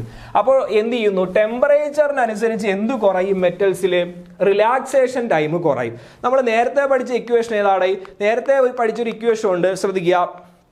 നേരത്തെ പഠിച്ച equation rho equal to m divided by N E square tau എന്നാണ്. ഇപ്പൊ ഞാൻ നിങ്ങളോട് പറഞ്ഞത് ടെമ്പറേച്ചർ കൂട്ടുന്നതിനനുസരിച്ചിട്ട് എന്ത് കുറയുമെന്നാണ്, റിലാക്സേഷൻ ടൈം കുറയുമെന്നാണ്. നോക്കട്ടെ, ഒരു ഭിന്നസംഖ്യയുടെ താഴ്ഭാഗത്തിലാണ് കുറവ് സംഭവിക്കുന്നത് എങ്കിൽ, ഡിനോമിനേറ്ററിലാണ് കുറവ് സംഭവിക്കുന്നത് എങ്കിൽ അതിന്റെ ആൻസർ എന്താ ചെയ്യുന്നത്, കൂടുകയാണ് ചെയ്യുന്നത്. അപ്പൊ സ്വാഭാവികമായിട്ട് എന്ത് കൂടും, റെസിസ്റ്റിവിറ്റി കൂടും അഥവാ റെസിസ്റ്റൻസ് കൂടും. അപ്പൊ ചുരുക്കി പറഞ്ഞാൽ for metals relaxation time decreases. മെറ്റൽസിനെ സംബന്ധിച്ച് റിലാക്സേഷൻ ടൈം കുറയും. എപ്പോൾ കുറയും, ടെമ്പറേച്ചർ കൂടുന്നതിനനുസരിച്ച്. ചൂടാക്കുമ്പോൾ മെറ്റൽസിലെ ഇലക്ട്രോൺസ് പെട്ടെന്ന് മൂവ് ചെയ്യും. അങ്ങനെ മൂവ് ചെയ്യുമ്പോൾ കൂട്ടിയിടിക്കാനുള്ള സമയം വളരെ കുറവാണ്, റിലാക്സേഷൻ ടൈം കുറവാണ്. റിലാക്സേഷൻ ടൈം കുറഞ്ഞാൽ റെസിസ്റ്റിവിറ്റി കൂടും. എങ്ങനെയാണെന്ന് ഞാൻ ഇക്വേഷൻ വെച്ച് കാണിച്ചു തന്നതാണ്. അത് മനസ്സിലായില്ലെങ്കിൽ കാണാതെ പഠിക്കുക.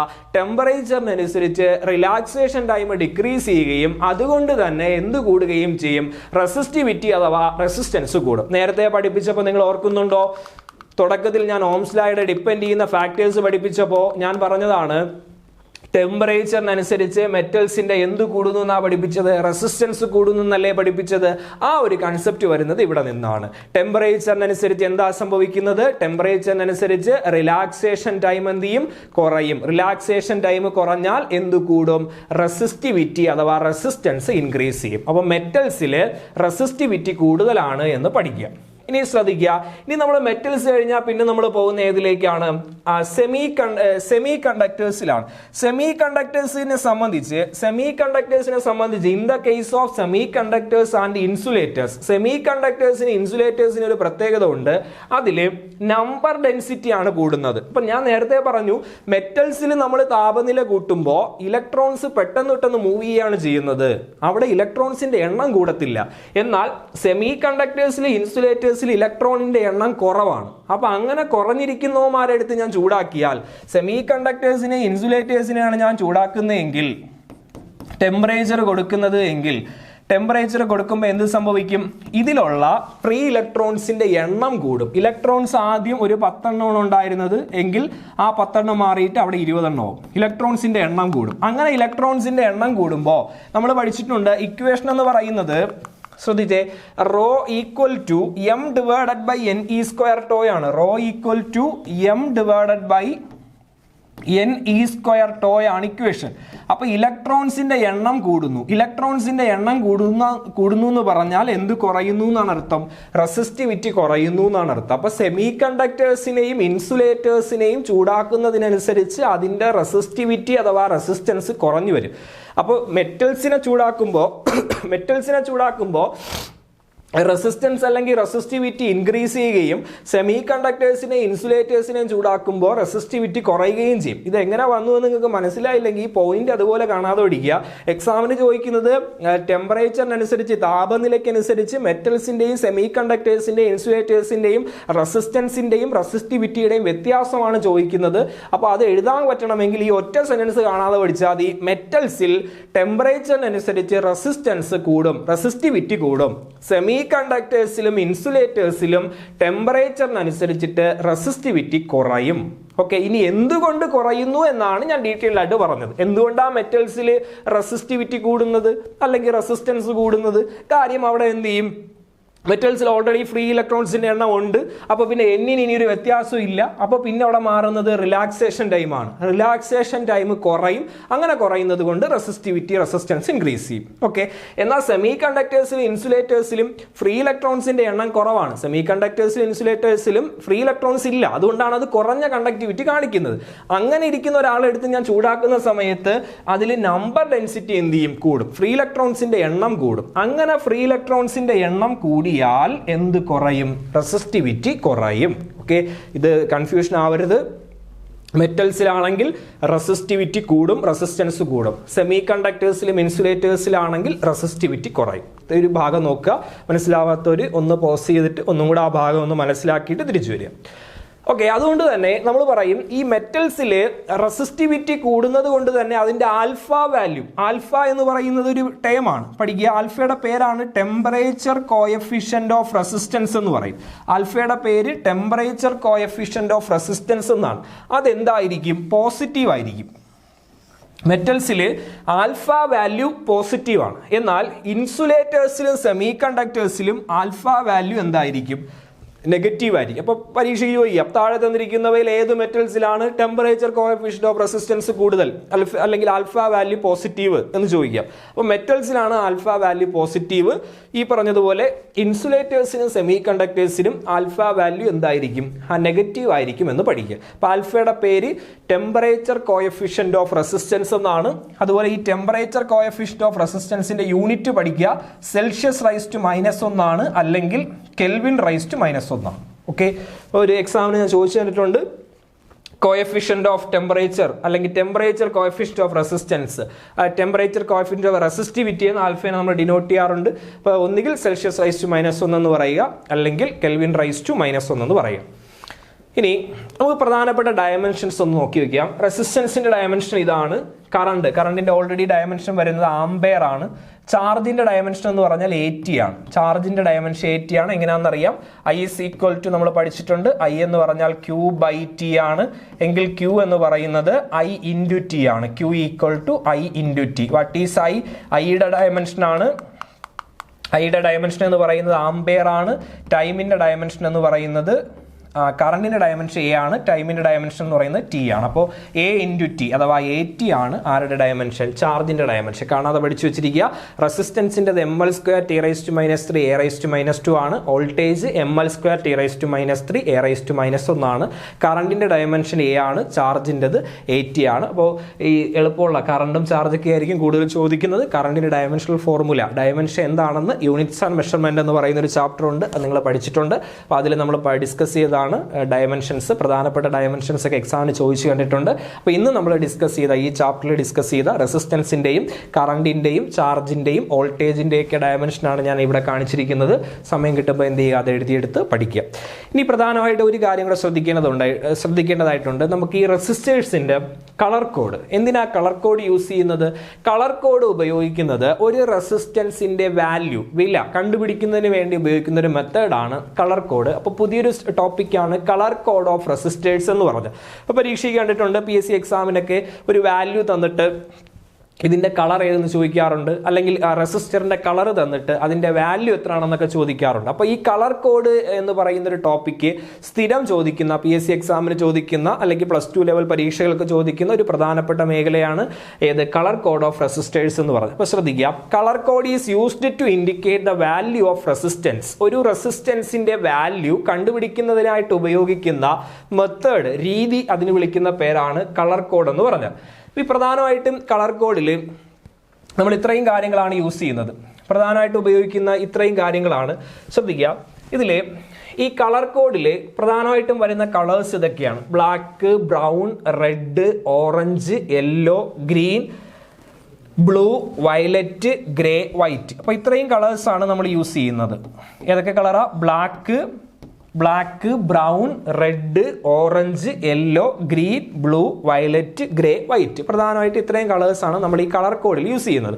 നമ്മൾ പഠിക്കുന്ന സമയത്ത് +2 കുട്ടികളൊക്കെ +2 സമയത്ത് നമ്മൾ സയൻസ് ക്ലാസ് കേട്ടിട്ടുണ്ട്, ഒരു കോഡൊക്കെ ഉണ്ട്. BB Roy of Great Britain has very good wife എന്നൊക്കെ പറഞ്ഞ് ടീച്ചർ പഠിപ്പിച്ചിട്ടുണ്ട്. ഏതാ code?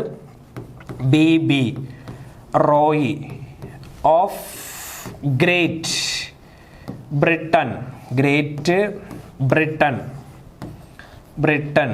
Has very good wife എന്നും പറഞ്ഞ് നമ്മുടെ ടീച്ചർമാരൊക്കെ നമ്മളെ പഠിപ്പിച്ചതാണ്, അല്ലെങ്കിൽ നിങ്ങൾ കേട്ടിട്ടുണ്ട്. ഈ ഒരു കോഡ് ഓർക്കണമെന്ന് നിയമമൊന്നുമില്ല, നിർബന്ധവുമില്ല. നമ്മൾ ഈ കളേഴ്സ് ജസ്റ്റ് അറിഞ്ഞിരുന്നാൽ മതി. BB റോയി എന്ന് പറയുമ്പോൾ ബ്ലാക്ക്, ബ്രൗൺ, അതുപോലെ Roy red, orange, yellow. Of എടുക്കണ്ട. ഗ്രേറ്റ് എന്ന് പറയുമ്പോൾ ഗ്രീൻ വരും, പിന്നെ ബ്രിട്ടണിൽ ബ്ലൂ വരും. ഹാസ് എടുക്കണ്ട. പിന്നെ വെരിയിൽ വയലറ്റ് വരും, ഗുഡിൽ ഗ്രേ വരും, വൈഫിൽ വൈറ്റ് വരും. അപ്പോൾ BB black, brown, red, orange, yellow, പിന്നെ green, blue, violet, grey, white. ഇങ്ങനെ ഇത്രയും കളേഴ്സ് നമ്മൾ ശ്രദ്ധിക്കുക. അപ്പോൾ ഇതാണ് പ്രധാനപ്പെട്ട കളേഴ്സ് എന്ന് പറഞ്ഞാൽ. BB റോയ് ആദ്യം ബ്ലാക്ക് ആണ് വരുന്നത്, ബ്ലാക്ക്. ബ്രൗൺ അല്ല, ഇവിടെ നിന്നല്ലേ ടോപ്പിൽ നിന്ന് സ്റ്റാർട്ട് ചെയ്യുന്നു. തലമുടി ബ്ലാക്ക് ആണെന്ന് ഞാൻ ഓർമ്മിച്ച് വെച്ചേക്ക്, എന്നെ പഠിപ്പിച്ച ടീച്ചർ എങ്ങനെയാണ് എനിക്ക് പറഞ്ഞു തന്നത്. ഓക്കെ, അപ്പോൾ BB Roy of Great Britain has very good വൈഫിൽ ആദ്യം വരുന്നത് ബ്ലാക്ക് ആണ്. അപ്പോൾ നിങ്ങൾ അറിയാം പ്രധാനപ്പെട്ട കളേഴ്സ് ഇതാണ്. ഈ കളേഴ്സിന് ഓരോ നമ്പറുണ്ട്. അതായത് ബ്ലാക്കിൻ്റെ നമ്പർ 0 ആണ്, ബ്രൗൺ 1 വരും, റെഡ് 2 വരും, ഓറഞ്ച് 3 വരും, യെല്ലോ 4 വരും, ഗ്രീൻ 5 വരും, ബ്ലൂ 6 വരും, വയലറ്റ് 7 വരും, ഗ്രേ 8 വരും, വൈറ്റ് 9 വരും. അപ്പോൾ ഓരോ കളേഴ്സിൻ്റെ നമ്പരും കൂടെ കാണാതെ പഠിക്കുക. അപ്പോൾ ഇത്ര കളറുണ്ടെന്നും, അപ്പോൾ 10 കളറുണ്ടല്ലേ, അപ്പോൾ 10 കളറും അതിൻ്റെ നമ്പരും ഓർമ്മിച്ച് വെച്ചിരിക്കുക.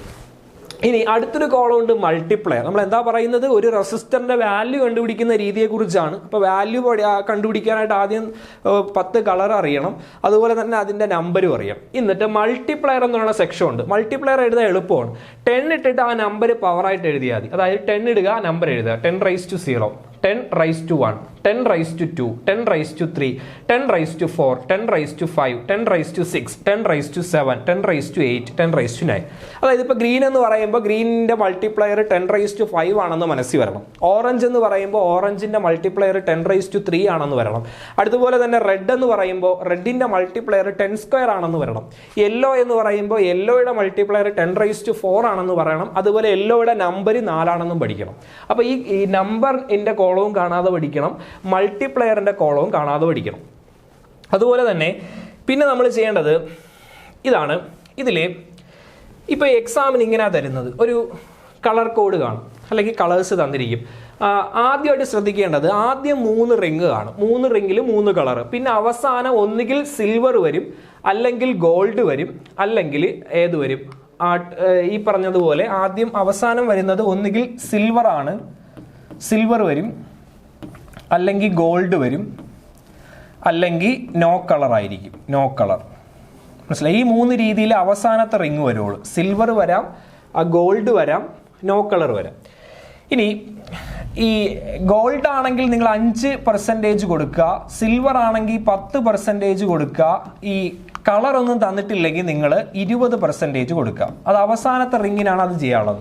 സിൽവർ വന്നാൽ 10, ഗോൾഡ് വന്നാൽ 5, കളർ ഒന്നും തന്നെ ഇല്ലെങ്കിൽ 20. ഈ ഒരു കാര്യം ശ്രദ്ധിക്കുക. അപ്പോൾ ആദ്യത്തേത് 3 കളേഴ്സ് ആയിരിക്കും, അവസാനമാണ് ഒന്നുകിൽ സിൽവർ, അല്ലെങ്കിൽ ഗോൾഡ്, അല്ലെങ്കിൽ നോ കളർ വരുന്നത്. അപ്പോൾ ഇതിൽ ആദ്യത്തെ കളർ എടുക്കുക, റെഡ് എടുക്കുക. അപ്പോൾ അടുത്ത കളർ ഇവിടെ തന്നിരിക്കുന്ന റെഡാണ്, പിന്നെ തന്നിരിക്കുന്ന റെഡാണ്. അപ്പോൾ നിങ്ങൾ ചെയ്യേണ്ടത് ആദ്യത്തെ കളറിൻ്റെ നമ്പർ എഴുതുക. ആദ്യത്തെ കളർ റെഡിന്റെ നമ്പർ എത്രയാ? റെഡിന്റെ നമ്പർ എന്ന് പറയുന്നത് റെഡിന്റെ നമ്പർ 2 ആണ്. അപ്പോൾ ദാ ഇവിടെ നമ്മൾ 2 കൊടുക്കും, 2 എഴുതി. ഓക്കെ, ഇനി വീണ്ടും വരുന്ന റെഡ് ആണ്. അപ്പോൾ വീണ്ടും നമ്മൾ റെഡിന്റെ കോളം നോക്കുക, റെഡിന്റെ നമ്പർ 2 ആണ്. അപ്പോൾ വീണ്ടും 2 ഇടുക. അപ്പോൾ ആദ്യത്തെ 2 റിങ്ങിന്റെ കളർ അതുപോലെ എഴുതുക, എന്നിട്ട് ഒരു ഇൻറ്റു ഇടുക. ഇൻറ്റു ഇട്ടു. മൂന്നാമത്തെ കളർ എന്ന് പറയുന്നത് റെഡ് ആണ്. അപ്പോൾ റെഡിന്റെ നമ്പർ വീണ്ടും 2 ആണ്. പക്ഷേ ഇനി നമ്പർ അല്ല എഴുതാനുള്ളത്, ഇനി എഴുതാനുള്ളത് മൾട്ടിപ്ലയർ ആണ്. അപ്പോൾ 2 എന്ന് പറയുന്നതിന്റെ മൾട്ടിപ്ലയർ ഏതാണ്? 10² ആണ്. അപ്പോൾ ഇൻറ്റു 10² എന്ന് കൊടുക്കുക. ഓക്കെ, ഇത്രയും ആയപ്പോൾ ഇതിന്റെ വിലയായി. അപ്പോൾ എങ്ങനെയാ വില എഴുതുന്നത്? ആദ്യത്തെ കളറിന്റെ നമ്പർ എഴുതുക, രണ്ടാമത്തെ കളറിന്റെ നമ്പർ എഴുതുക, ഇൻറ്റു ഇടുക, മൂന്നാമത്തെ കളറിന്റെ എന്ത് എഴുതുക? മൾട്ടിപ്ലയർ എഴുതുക. ഇനി പ്ലസ് ഓർ മൈനസ് ഇട്ടിട്ട് സിൽവർ എന്ന് പറഞ്ഞാൽ ടോളറൻസ് എത്രയാ? സിൽവർ 5%, 5% ആണ് സിൽവറിന്റെ ടോളറൻസ് എന്ന് പറഞ്ഞാൽ. സോറി, സിൽവറിന്റെ 10% ആണ് അല്ലേ? അപ്പൊ ഈ പ്ലസ് ഓർ മൈനസ് എന്ത് കൊടുക്കുക? 10% കൊടുക്കും. ഇത്രയും ആയപ്പോൾ ഈ റെസിസ്റ്ററിന്റെ എന്തായി? വാല്യൂ ആയി. ഇതിന് വേണമെങ്കിൽ നമുക്ക് ഇങ്ങനെ എഴുതാം, 22 × 10² എന്ന് പറഞ്ഞാൽ 100 ആണ്. അപ്പൊ 2200 ഓം പ്ലസ് ഓർ മൈനസ് 10% എന്ന് എഴുതാം. അതായത് 2200 ഓം ആണ് ഇതിന്റെ വാല്യൂ. അതിൽ 10% വ്യത്യാസം വരാം, കുറവോ കൂടുതലോ സംഭവിക്കാം. അപ്പൊ അവസാനം എഴുതുന്നതിനെ നമ്മൾ വിളിക്കുന്ന പേരാണ് ടോളറൻസ് എന്ന് പറയും. അപ്പൊ എങ്ങനെയാണ് ഒരു റെസിസ്റ്ററിന്റെ വാല്യൂ നിർണ്ണയിക്കുന്നത്? ആദ്യ നമ്പർ എഴുതുക, വീണ്ടും അടുത്ത നമ്പർ എഴുതുക, അടുത്ത കളറിന്റെ നമ്പർ എഴുതുക, മൂന്നാമത്തെ കളറിന്റെ നമ്പർ അല്ല ഇൻറ്റു ഇട്ടിട്ട് മൂന്നാമത്തെ കളറിന്റെ മൾട്ടിപ്ലയർ എഴുതുക, പ്ലസ് ഓർ മൈനസ് ഇട്ടിട്ട് അവസാനം വരുന്ന, അത് സിൽവർ ആയിരിക്കാം, ഗോൾഡ് ആയിരിക്കാം, ചിലപ്പോൾ നോ കളർ ആയിരിക്കാം, അതിന്റെ എന്ത് കൊടുക്കുക? ആ ടോളറൻസ് എഴുതുക. അപ്പൊ ഇവിടെ ശ്രദ്ധിച്ചേ, ഇവിടെ വരുന്നത്, ഇവിടെ നോക്കുമ്പോൾ അറിയാം, അടുത്തൊരു കളർ തന്നിട്ടുണ്ട്, യെല്ലോ, വയലറ്റ്, ബ്രൗൺ, അതുപോലെ ഗോൾഡ് ആണ് വന്നിരിക്കുന്നത്. അപ്പോൾ ശ്രദ്ധിക്കുക, ആദ്യം ഞാൻ പറഞ്ഞു യെല്ലോയുടെ നമ്പർ എഴുതുക. ശ്രദ്ധിച്ച്, യെല്ലോയുടെ നമ്പർ എന്ന് പറയുന്നത് 4 ആണ്. അപ്പോൾ 4 ഇടുക. അടുത്തത് വയലറ്റ് ആണ്. അപ്പോൾ വയലറ്റിന്റെ നമ്പർ, വയലറ്റ് എന്ന് പറയുന്നത് എവിടാണ്? വയലറ്റ് നമ്പർ 7 ആണ്. അപ്പോൾ 4 7 കൊടുക്കുക, ഇൻറ്റു ഇടുക. എന്നിട്ട് എന്ത് ചെയ്യണം? മൂന്നാമത് വരുന്നത് ബ്രൗൺ ആണ്. ബ്രൗൺ എന്ന് പറയുന്ന കളറിന്റെ മൾട്ടിപ്ലയർ എഴുതണം. മൾട്ടിപ്ലയർ 10⁻1 ആണ്. അപ്പം 47 × 10⁻1 പ്ലസ് ഓർ മൈനസ് ഇട്ടിട്ട് അവസാനം വരുന്നതിന്റെ പേര്, അവസാനം വരുന്നത് ഒന്നുകിൽ ഗോൾഡ് ആയിരിക്കും, അല്ലെങ്കിൽ സിൽവർ ആയിരിക്കും, അല്ലെങ്കിൽ പ്രത്യേകിച്ച് അവിടെ കളർ ഒന്നും തരത്തില്ല. സിൽവർ ആണെങ്കിൽ 10, ഗോൾഡ് ആണെങ്കിൽ 5. അപ്പോൾ പ്ലസ് ഓർ മൈനസ് ഇട്ടിട്ട് ഗോൾഡ് വന്നത് കൊണ്ട് തന്നെ എന്തെന്ന് എഴുതുക? 5% എന്ന് എഴുതുക. ഒരു കാര്യം ശ്രദ്ധിക്കുക, 47 × 10⁻1, 10⁻1 എന്ന് പറഞ്ഞാൽ 10 ആണ്. 47 × 10 470 ആണ്. അപ്പൊ 470 ഓമാണ് യൂണിറ്റ്. പ്ലസ് ഓർ മൈനസ് 5% എന്ന് എഴുതും. ഇതാണ് ഇതിന്റെ വാല്യൂ എന്ന് പറഞ്ഞത്. ഈ റെസിസ്റ്ററിന്റെ വാല്യൂ ആണ് 470 ഓം പ്ലസ് ഓർ മൈനസ് 5%. അതായത് വില 470 ഓം ആണ്. അതിൽ 5% കുറവോ കൂടുതലോ സംഭവിക്കാം. അതിനെയാണ് നമ്മൾ ടോളറൻസ് എന്ന് വിളിക്കുന്നത്. അപ്പോൾ നോക്കുക, ആദ്യ റെസിസ്റ്ററിന്റെ വാല്യൂ ആണ് ഇത്, 22 × 10². അതിനെയാണ് ഞാൻ 2200 എന്ന് എഴുതിയത്, പ്ലസ് ഓർ മൈനസ് 10%. രണ്ടാമത്തെ റെസിസ്റ്ററിന്റെ വാല്യൂ എന്ന് പറയുന്നത് 47 × 10⁻1 ഓം. അതിനെയാണ് ഞാൻ 470 ഓം എന്ന് എഴുതിയത്, പ്ലസ് ഓർ മൈനസ് 5%. അപ്പോൾ ഇത്രയും മാത്രം ആലോചിച്ചാൽ മതി. ഒരു റെസിസ്റ്ററിന്റെ കളർ കോഡിങ് യൂസ് ചെയ്യുന്നത് അതിന്റെ വാല്യൂ കണ്ടുപിടിക്കാനാണ്. ആദ്യ കളറിന്റെ നമ്പർ ഇടുക, രണ്ടാമത്തെ കളറിന്റെ നമ്പർ ഇടുക, ഇൻറ്റു ഇട്ടിട്ട് മൂന്നാമത്തെ കളറിന്റെ മൾട്ടിപ്ലയർ എഴുതുക, പ്ലസ് ഓർ മൈനസ് ഇട്ടിട്ട് ലാസ്റ്റ് വരുന്ന, സിൽവർ ആണെങ്കിൽ 10% കൊടുക്കുക, ഗോൾഡ് ആണെങ്കിൽ 5% കൊടുക്കുക, അവിടെ കളർ ഒന്നും തന്നിട്ടില്ലെങ്കിൽ 20% കൊടുക്കുക. ഇങ്ങനെയാണ് ഒരു റെസിസ്റ്ററിന്റെ വാല്യൂ നമ്മൾ കണ്ടുപിടിക്കേണ്ടത്. അപ്പോൾ പരീക്ഷയ്ക്ക് കളേഴ്സ് തന്നിട്ട് അതിന്റെ വാല്യൂ എഴുതാനായിട്ട് പറയാം. ഓക്കെ, അപ്പോൾ അത് കഴിഞ്ഞു. ഇനി ഈ ലാസ്റ്റ് ടോപ്പിക്കിലേക്ക് പോവുകയാണ്. നമ്മൾ ഈ current electricity, electrodynamics and current electricity എന്ന് പറയുന്ന ഒരു ടോപ്പിക്കാണ് ചർച്ച ചെയ്തുകൊണ്ടിരുന്നത്. പാർട്ട് 1 വീഡിയോയിൽ നമ്മൾ കുറേ കാര്യങ്ങൾ ഡിസ്കസ് ചെയ്തു. പാർട്ട് 2-ൽ ഇപ്പം നമ്മൾ ഏതുവരെയായി? കളർ കോഡിംഗ് ഓഫ് റെസിസ്റ്റേഴ്സ് വരെയായി. ഇനി ഏറ്റവും ലാസ്റ്റ് കാര്യമാണ് പൊട്ടൻഷ്യോമീറ്റർ എന്ന് പറഞ്ഞാൽ. ഇത് ഒന്ന് ഓടിച്ചങ്ങ് പറയാം. കാര്യം പൊട്ടൻഷ്യോമീറ്റർ കറണ്ട് ഇലക്ട്രിസിറ്റിയിൽ വളരെ ഡീപ്പായിട്ട് പഠിക്കേണ്ടുന്ന ഒരു ഡിവൈസാണ്. നമുക്ക് PSC എക്സാമിന് അത്രയും ഡീപ്പായിട്ടൊന്നും ചോദിക്കത്തില്ല. അപ്പോൾ അതിൻ്റെ ബേസിക് ഫോർമാറ്റ് അറിഞ്ഞിരുന്നാൽ മതി. പൊട്ടൻഷ്യോമീറ്ററാണ് ഞാൻ ഈ കാണിച്ചിരിക്കുന്നത്. ഇതുപോലത്തെ ഒരു ബോർഡാണ്. ഇതിലൊരു 10ഓളം വയേഴ്സ് ഇങ്ങനെ കണക്ട് ചെയ്ത് വെച്ചിരിക്കുന്ന ഒരു ഡിവൈസ് ആണ് പൊട്ടൻഷ്യോമീറ്റർ. അപ്പോൾ potentiometer, it is the device to measure the potential difference between 2 points. Potential difference മനസ്സിലാക്കാൻ വേണ്ടി ഉപയോഗിക്കുന്ന, വോൾട്ടേജ് മനസ്സിലാക്കാൻ വേണ്ടി ഉപയോഗിക്കുന്ന ഒരു ഡിവൈസ് ആണ് പൊട്ടൻഷ്യോമീറ്റർ. അപ്പോൾ പലർക്കും ഡൗട്ട് വരാം, വോൾട്ടേജ് അളക്കാനായിട്ടാണെങ്കിൽ വോൾട്ട് മീറ്റർ എടുത്താൽ പോരെ എന്നൊരു സംശയം വരാം. ഇവിടെ ശ്രദ്ധിക്കേണ്ടത്, വോൾട്ട് മീറ്ററിൽ ആക്യുറേറ്റ് വാല്യൂ കിട്ടണമെന്നില്ല. കാരണം വോൾട്ട് മീറ്റർ വർക്ക് ചെയ്യുമ്പോൾ കുറച്ച് വോൾട്ടേജ് ഡ്രോപ്പ് അല്ലെങ്കിൽ കറണ്ടിന് വോൾട്ടേജ് ഡ്രോപ്പിന് ഉണ്ടാവാൻ സാധ്യതയുണ്ട്. പക്ഷേ പൊട്ടൻഷ്യോമീറ്ററിൽ അങ്ങനെ ഉണ്ടാവത്തില്ല. അതെന്താണെന്ന് ഞാൻ പിന്നെ പറയാം. അപ്പോൾ പൊട്ടൻഷ്യോമീറ്റർ എന്ന് പറയുന്നത് പൊട്ടൻഷ്യൽ ഡിഫറൻസ് കാൽക്കുലേറ്റ് ചെയ്യാനുള്ള ഒരു ഡിവൈസ് ആണ്. അതുപോലെ തന്നെ പൊട്ടൻഷ്യോമീറ്ററിൻ്റെ വർക്കിംഗ് പ്രിൻസിപ്പിൾ ഏതെന്ന് ചോദിക്കുക എക്സാമിന്. അതാണ് the potential difference between any 2 points of the wire is directly proportional to the length of the wire between 2 points. അഥവാ പൊട്ടൻഷ്യൽ പ്രപ്പോർഷണൽ ടു ലെങ്ത് എന്നൊരു കൺസെപ്റ്റിനെ ബേസ് ചെയ്തിട്ടാണ് ആര് വർക്ക് ചെയ്യുന്നത്? പൊട്ടൻഷ്യോമീറ്റർ വർക്ക് ചെയ്യുന്നത്. V proportional to L. Length മാറ്റുമ്പോൾ അവയ്ക്കിടയിലുള്ള potential drop കൂടുതലായിരിക്കും അല്ലെങ്കിൽ കുറയാം, പൊട്ടൻഷ്യൽ ഡ്രോപ്പ് മാറാം എന്ന ഒരു നിയമത്തെ അടിസ്ഥാനമാക്കിയിട്ട് വർക്ക് ചെയ്യുന്ന ഡിവൈസിൻ്റെ പേരാണ് ഏത്? പൊട്ടൻഷ്യോമീറ്റർ എന്ന് ശ്രദ്ധിക്കുക. ഇനി ഈ പൊട്ടൻഷ്യോമീറ്റർ നമ്മൾ എന്തിനു വേണ്ടി ഉപയോഗിക്കാറുണ്ട്? EMF ഓഫ് 2 സെൽ, 2 സെല്ലിൻ്റെ EMF കമ്പയർ ചെയ്യുക മീൻസ് എനിക്ക് ഒരു സെൽ അറിയാം, മറ്റൊരു സെല്ലിൻ്റെ വോൾട്ടേജ് എനിക്ക് അറിയത്തില്ല എങ്കിൽ നമുക്ക് പൊട്ടൻഷ്യോമീറ്റർ ഉപയോഗിച്ചുകൊണ്ട് അത് നമുക്ക് കാൽക്കുലേറ്റ് ചെയ്യാനായിട്ട് പറ്റും. അതിനുവേണ്ടി യൂസ് ചെയ്യാറുണ്ട് ഏത്? പൊട്ടൻഷ്യോമീറ്റർ. അതുപോലെ തന്നെ ഒരു സെല്ലിൻ്റെ എന്ത് കണ്ടുപിടിക്കാൻ? ഇന്റേണൽ റെസിസ്റ്റൻസ് കണ്ടുപിടിക്കാനും എന്തുപയോഗിക്കാറുണ്ട്? പൊട്ടൻഷ്യോമീറ്റർ ഉപയോഗിക്കാറുണ്ട്. അപ്പോൾ എന്താണ് ഇന്റേണൽ റെസിസ്റ്റൻസ് എന്ന് അറിയണം. ഇന്റേണൽ റെസിസ്റ്റൻസ് എന്ന് പറയുമ്പോൾ ഒരു സെല്ലിനുള്ളിൽ ഇലക്ട്രോലൈറ്റുകളും ഇലക്ട്രോഡുകളും ഉണ്ട്. ഇലക്ട്രോലൈറ്റും ഇലക്ട്രോഡുകളും ചേർന്നതാണ് ഒരു സെല്ല്. അതിലെ ഇലക്ട്രോലൈറ്റുകളും ഇലക്ട്രോഡുകളും കൊടുക്കുന്ന റെസിസ്റ്റൻസിനെയാണ് ഇന്റേണൽ റെസിസ്റ്റൻസ് എന്ന് പറയുന്നത്. അപ്പോൾ ഒരു സെല്ല് ഓഫർ ചെയ്യുന്ന സെല്ലിലെ ഇലക്ട്രോലൈറ്റുകളും ഇലക്ട്രോഡുകളും കൊടുക്കുന്ന റെസിസ്റ്റൻസിനെയാണ് ഇന്റേണൽ റെസിസ്റ്റൻസ് എന്ന് പറയുന്നത്. ആ ഇന്റേണൽ റെസിസ്റ്റൻസ് കണ്ടുപിടിക്കാൻ നമ്മൾ എന്ത് യൂസ് ചെയ്യാറുണ്ട്? പൊട്ടൻഷ്യോമീറ്റർ ഉപയോഗിക്കാറുണ്ട്. അപ്പോൾ എക്സാമിന് ചിലപ്പോൾ ഇന്റേണൽ റെസിസ്റ്റൻസ് കാൽക്കുലേറ്റ് ചെയ്യാൻ വേണ്ടി ഉപയോഗിക്കുന്ന ഡിവൈസ് ഏത്? Option A potentiometer, option B voltmeter, option C metre bridge, option D galvanometer, അങ്ങനെയൊക്കെ തരാം. അപ്പോൾ ഇന്റേണൽ റെസിസ്റ്റൻസ് കണ്ടുപിടിക്കാനായിട്ട് നമ്മൾ ഉപയോഗിക്കുന്ന ഡിവൈസ് ഏതാണ്? പൊട്ടൻഷ്യോമീറ്റർ ആണെന്ന് പഠിക്കും. ഇനി ഇവിടെ ഞാൻ പറഞ്ഞു EMF നമുക്ക് കാൽക്കുലേറ്റ് ചെയ്യാൻ പറ്റും, അറിഞ്ഞുകൂടാത്ത EMF കണ്ടുപിടിക്കാൻ പറ്റും എന്ന് പറഞ്ഞ് ഏത് ഉപയോഗിച്ചുകൊണ്ട്? പൊട്ടൻഷ്യോമീറ്റർ ഉപയോഗിച്ചുകൊണ്ട്. അപ്പോൾ അതിനൊരു ഫോർമുലയുണ്ട്, ജസ്റ്റ് ഈക്വേഷൻ ഒന്ന് ബൈഹാർട്ട് ചെയ്ത് വെച്ചാൽ മതി, നമുക്ക് പ്രോബ്ലം ഒന്നും ചോദിക്കത്തില്ല. അത് +2 ലെവൽ ഡീപ്പ് ചോദ്യങ്ങളാണ് വരുന്നത്, അതിലൊന്നും വേണ്ട, ജസ്റ്റ് ഇക്വേഷൻസ് അറിഞ്ഞിരിക്കുക. E2 ആണ് നമുക്ക് കണ്ടുപിടിക്കേണ്ടുന്ന സെല്ലിൻ്റെ EMF. അപ്പോൾ E2 എന്ന് പറയുന്നത് E1 into L2 divided by L1 ആണ്. L2 L1 ഒക്കെ ബാലൻസിങ് ലെങ്ത് എന്ന് പറയും. അതിനെക്കുറിച്ച് നമുക്ക് പിന്നീട് ഡീപ്പായിട്ട് നോക്കാം. ഇപ്പോൾ തൽക്കാലം ഇക്വേഷൻ മാത്രം പഠിക്കുക. അൺനോൺ EMF കണ്ടുപിടിക്കാനുള്ള formula E2 equal to E1 into L2 divided by L1 ആണ്. അതുപോലെ ഇന്റേണൽ റെസിസ്റ്റൻസ് ആണ് കണ്ടുപിടിക്കുന്നത്, പൊട്ടൻഷ്യോമീറ്റർ ഉപയോഗിച്ചുകൊണ്ട് ഇന്റേണൽ റെസിസ്റ്റൻസ് ആണ് കണ്ടുപിടിക്കുന്നത് എങ്കിൽ ഈ ഫോർമുല എടുക്കുക. R is equal to R into L1 minus L2 by L2 എന്ന് പറയുന്ന ഇക്വേഷൻ യൂസ് ചെയ്യുക.